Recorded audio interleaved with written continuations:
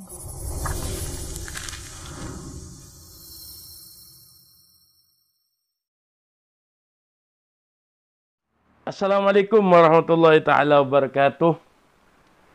Kembali lagi di channel Said Ba'ali dan kita mau ke segmen catatan Said Ahmad Ba'ali. Dan catatan ini kita sudah baca di kitab Riyadhus Shalihin, karya daripada Al-Imam An-Nawawi radhiyallahu ta'ala anhu.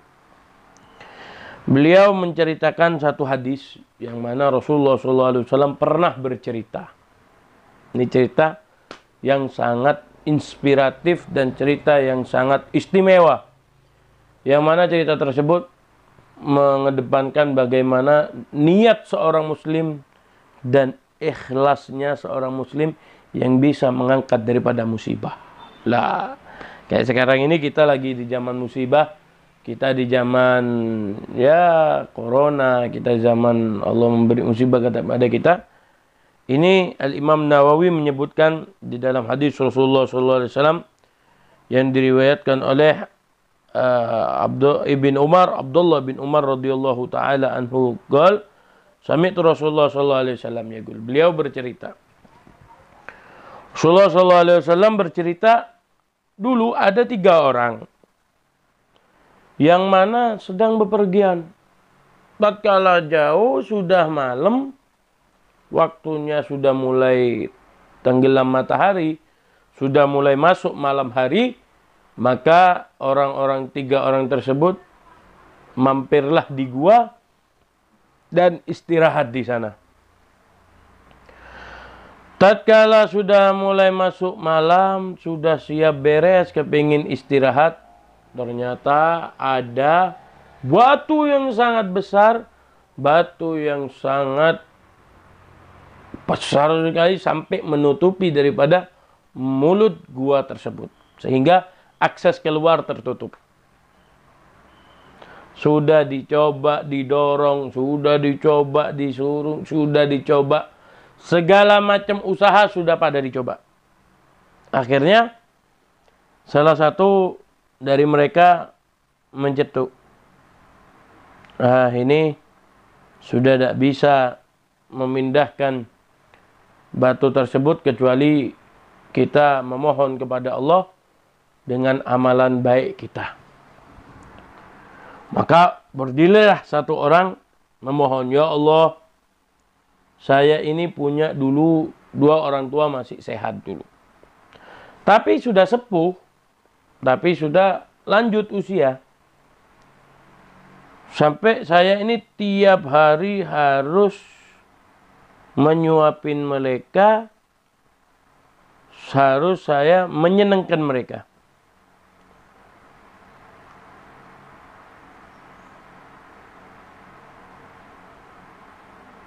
Dari saking cintanya saya kepada 2 orang tua saya tersebut, keluarga saya, bahkan harta saya tidak pernah hiraukan. Orang tua saya lebih dahulukan. Nah, ini cerita tentang birrul walidain. Pernah suatu ketika saya ini, karena dulu masih belum ada kompor gas, karena dulu ini masih belum ada yang namanya kompor, saya nyari kayu untuk persediaan dapur. Sampai malam, sampai saya telat masuk rumah. Dan saya baru ingat bahwasanya keluarga saya, bapak dan ibu saya, belum saya senengin. Belum saya kasih dia bahagia. Maka saya ngambil satu tempat yang mana saya isi susu. Saya tunggu dia di samping tempat tidurnya. Saya tunggu mereka sampai bangun. Saya mau bangunin takut tidurnya nyenyak, takut ganggu istirahatnya. Ternyata pada malam hari tersebut saya dicoba. Dikasih cobaan. Anak saya sakit, anak saya nangis, anak saya teriak, kepengen minum susu yang saya pegang tadi. Tapi saya tidak hiraukan, saya lebih dahulukan orang tua saya. Maka saya sampai pagi saya berdiri di samping orang tua saya itu. Maka ketika mereka berdua sudah bangun, diminum susu tersebut, baru saya kasih kepada keluarga saya. Aku tawassul, ya Allah, Allahumma in kuntu fa'altu dzalika ibtigha'a wajhik fafarid anna ma nahnu fi min hadis sahra. Ya Allah, jika aku ini melakukan berdirinya aku megang air ini karena ingin menyenangkan orang tua dan ingin daripada ridhamu, maka bukalah batu ini, singkirkan batu ini sehingga kita bisa keluar besok. Maka terbuka si batu tersebut. Gara-gara tawasul anak yang soleh tadi, terbuka sedikit cuma, nggak bisa keluar. Datang orang kedua, ini agak asyik ini. Datang orang kedua, ya Allah, dia berdoa kepada Allah, tawasul. Ya Allah, saya punya sepupu. Yang mana sepupu saya ini cantik, istimewa. Kalau bahasa sekarang sudah, bahenol. Istimewa ya Allah. Aku cinta, tapi dia nggak bisa diambil hatinya. Aku sangat cinta kepada cewek tadi ini. Sampai saya mencari cara, berbagai cara.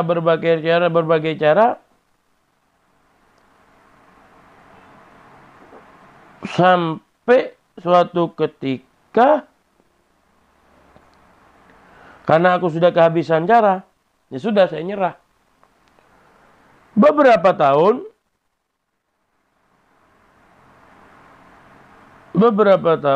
saya melihat perempuan tadi ini butuh uang. Karena ya mungkin kalau bahasa kita sekarang ini, mungkin bisnis kena PPKM atau kena lockdown kayak gini ini, maka perempuan tadi ini butuh uang. Ketika dia butuh uang, maka muncul syahwat saya dan nafsu saya. Dulu aku kejar-kejar kamu nggak mau. Sekarang kamu mau ngejar-ngejar aku. Ya udah, ayo. Nih, aku kasih kamu 120 dinar. Anggaplah, kalau sekarang tuh kita kasih 120 juta untuk modal kamu. Tapi syarat, puaskan saya punya nafsu. Ayatnya itu satu. Saya punya nafsu, harus dipuasin. Kalau istilah anak-anak sekarang, open BO. Saya harus dipuaskan nafsu saya. Demi itu, maka si perempuan ini, ya sudah lah, gimana lagi. Ya bisnis kayak gini jalannya sekarang. Mau usaha apa ya kayak gini sekarang, sudah gak bisa lagi. Ya sudah lah, oke lah. Untuk kamu gak apa-apa dah. Sampailah dia masuk ke kamar. Sudah mulai pemanasan dan lain-lain di dalam kamar, mau melakukan. Ketika dibuka itu tempat, si perempuan ngomong, ittaqillah, ingat ke Allah. Ini sudah posisi si laki-laki tadi ini sudah mulai duduk di kaki perempuan tadi. Si perempuan ngomong, ittaqillah, takut kamu kepada Allah. La tufidul khatim illa bihaqqiha. Jangan sampai cincin masuk kecuali jari orang yang punya. Ya artinya itulah. Ketika dia ngomong kayak gitu, langsung datang hidayah kepada dia. Oh iya, sudah dah. Berarti ini bukan rezeki saya, ini bukan jodoh saya. Saya tinggalkan perempuan tersebut dan saya ikhlaskan uang tersebut. Sampai saya lupa kepada perempuan tersebut. Allahumma, ya Allah, jika aku melakukan tersebut hanya mencari ridhamu, mencari daripada kesenanganmu, maka bukalah pintu gua ini. Ternyata gara-gara dia ikhlas, dia kembali lagi ke Allah, dia ingat lagi ke Allah, maka dibukalah pintu daripada gua tersebut. Bisa terbuka tapi tidak bisa keluar. Usaha lagi didorong, tidak bisa sudah. Akhirnya maju orang ketiga. Orang ketiga ini big boss. Dia bos tajir, bos besar. Dia ngomong, Ya Allah, saya ini dulu punya pegawai, yang mana pegawai tersebut sudah aku gaji semua, kecuali satu orang. Kecuali satu orang ini nggak tahu, moro-moro hilang, moro-moro kemana saya nggak tahu. Lah uang gaji tersebut saya putar jadikan kambing, saya jadikan hewan ternak, di sini disebutkan jadi kambing, jadi onta, jadi sapi, dan binatang ternak lainnya. Sampai sedikit, lama-lama jadi banyak. Daripada modal pegawai tersebut. Yauminal ayyam, suatu ketika orang ini datang kepada si majikan tersebut. Wahai majikanku, aku ingin menagih upahku. Dulu saya kerja kepada kamu, tapi kamu belum membayar. Saya kepingin upah saya. Oh, kamu mau upah kamu? Ayo ikut. Ternyata dibawa, dia melihat ada peternakan banyak. Onta, ada sapi, ada kambing, dan ada segala macam di situ. Bahkan rokik, bahkan pekerjanya si peternakan tadi dikasih. Ini semua adalah upah kamu yang saya putar modalnya mulai dari kamu tidak mengambil itu. Hehe, kata si pegawai tadi, jangan guyon lah. Upah saya tidak bisa dapat satu kambing, tidak bisa dapat satu sapi. Iya, kamu lama nggak kembali. Saya putar, mungkin ini si Big Boss ini ya anggota pengusaha ya. Mi mungkin, oh ini sudah mewah, sudah diputar, ternyata bisa jadi banyak. Ini apa kamu semua ambil? Nah, jangan guyon. Ambil semua, saya ikhlas. Diambil semua itu dan tidak disiksakan satupun. Dan dia berdoa, ya Allah, jika aku melakukan hal tersebut sebagai mencari ridhamu dan semata-mata hanya ingin engkau ridha ya Allah, maka bukalah pintu gua tersebut. Ternyata gua tersebut dibuka oleh Allah, dan orang ketiga orang tadi itu keluar dengan aman dan selamat. Hadis ini diriwayatkan oleh Imam Bukhari dan Muslim, muttafaqun alaih. Poin dari hal tersebut adalah bagaimana kita ini sebisa mungkin ikhlas ya.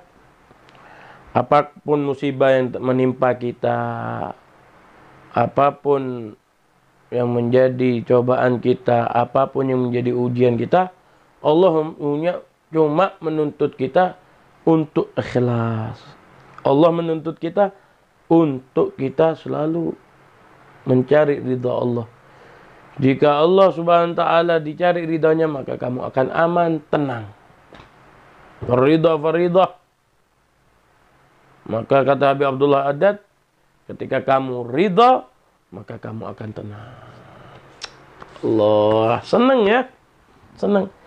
Jadi apapun yang terjadi sekarang, ya Allah, dengan keadaan sekarang, ayo kita ridha, kita ikhlas. Minta bantuan kepada Allah. Ada orang tua, kita selalu harus berbakti kepada orang tua. Selama masih ada doa yang Allah kabulkan lewat mereka, kita minta doa, jangan cuek. Sebisa mungkin kita menghindari yang namanya maksiat, maka Allah akan tolong kita. Sebisa mungkin kita tidak boleh berkhianat kepada orang, apalagi ketika kita memiliki pegawai atau karyawan dan lain-lain. Jangan pernah kita hianati. Insya Allah Allah akan memberi ketenangan dan kesenangan kepada kita. Cukup sekian. Ketemu lagi di konten-konten selanjutnya. Mudah-mudahan kita sehat selalu, jaga prokes, dan mudah-mudahan Allah subhanahu wa ta'ala segera memberi dan mengangkat corona ini. Amin ya rabbal alamin. Subhanakallahumma wa bihamdika asyhadu an la ilaha illa anta astaghfiruka wa atubu ilaik. Assalamualaikum.